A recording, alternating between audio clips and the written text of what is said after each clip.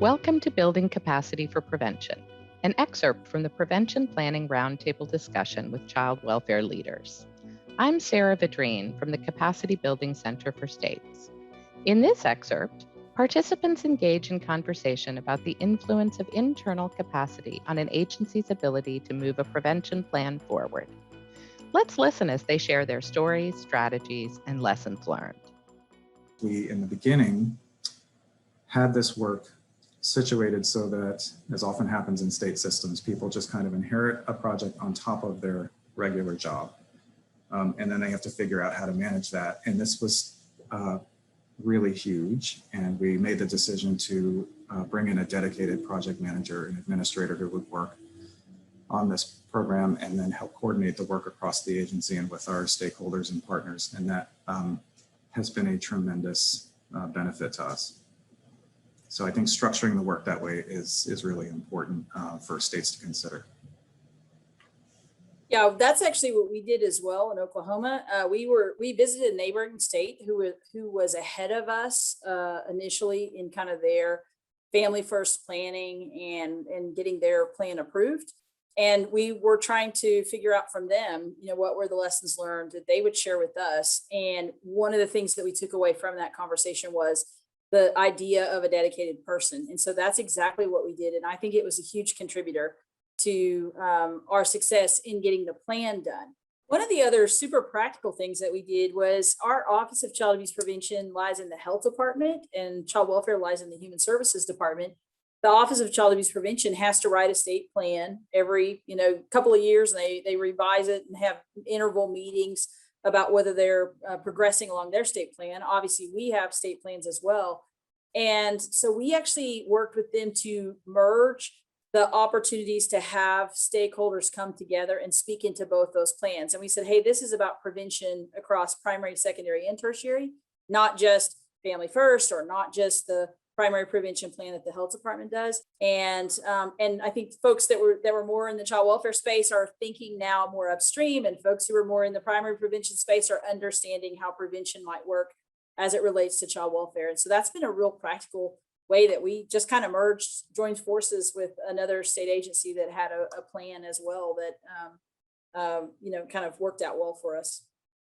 Rhode Island is similar to the, majority of the states where it's a centralized state operated child welfare system, but we're also the smallest state, and where our size is maybe the size of some counties in your state, so we don't have a robust, sort of staffing pattern. And so in Rhode Island's case, we did not have any dedicated staff for this project. I'm the lead. I'm also, overseeing a division. I'm also overseeing children's behavioral health. So it's, that has been a challenge. So we did not have any staff solely dedicated to this. However, I would say this was certainly moderated by having the sort of assistance from Center for States, from Chapin Hall. We actually contracted with a public consulting group there, a PCG, because they do our Title IV e-claiming. We contracted with them for additional assistance with this, and Casey Family Programs has given us some assistance. Without that, it would have been very challenging. So their help has been invaluable, but this has certainly been a challenging area for Rhode Island. One of the things I would add to how Washington approached this too, so we did have dedicated staff. We did finally figure out we needed that because we didn't start there. But we also built into it a project management approach. So the person that we brought in had those specific skills, and we have found that invaluable in terms of keeping the project moving, keeping all the pieces of it coordinated, and also relying on some of the elements of classic project management, like a steering committee and things like this, that when you run into barriers or you have impediments in the way or you need additional resources, you bring it to that group and you can get a resolution and keep the work moving. And so having it set up in that way, because for a state system, your IT, as an example, your IT division may have multiple demands on it. Family First is just one of them. And so who's going to make the decision about what gets addressed first in your child welfare database in terms of changes that need to be made there to support Family First?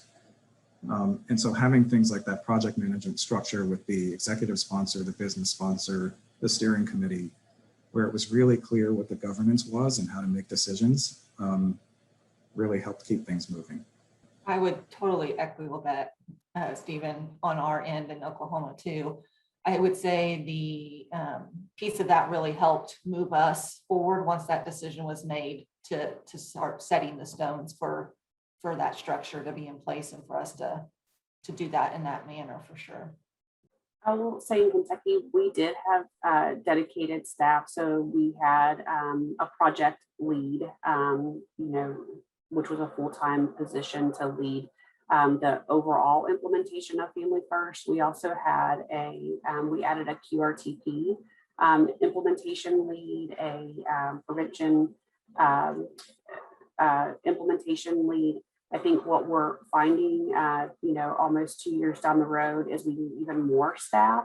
So, I mean, we wanted to have a really robust approach to our continuous quality improvement, which includes case reviews. And so we didn't, with the addition of, we've added more EDPs to our plan. And, as we further expand prevention services, we have a need for even more staffing. So I don't think that we, from the beginning, realized exactly, we thought a lot about the staff we were going to need to implement. I don't think that we really realized how many staff that we were going to need for ongoing support once we implemented, if we really wanted the oversight for the quality of services that we were providing. And that's true both on the prevention side, but also for monitoring for compliance to the QRTP requirements as well. We're realizing now that we need additional staff to be able to help with those quality assurance functions. So I think we did well in planning for the staffing needed for implementation, but I don't think we had enough foresight to realize,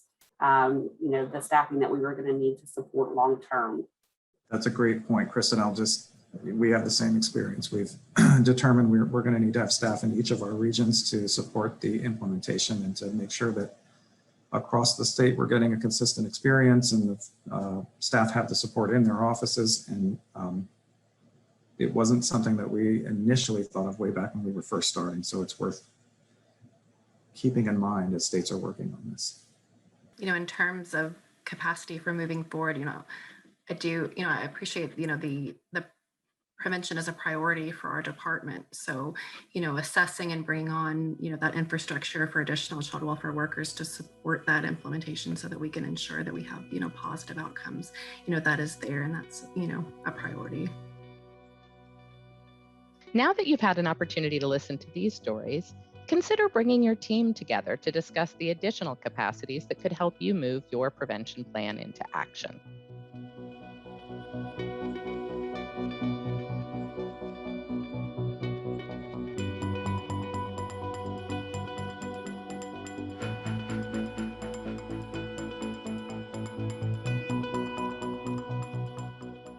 The opinions expressed do not necessarily reflect the views and policies of the Children's Bureau.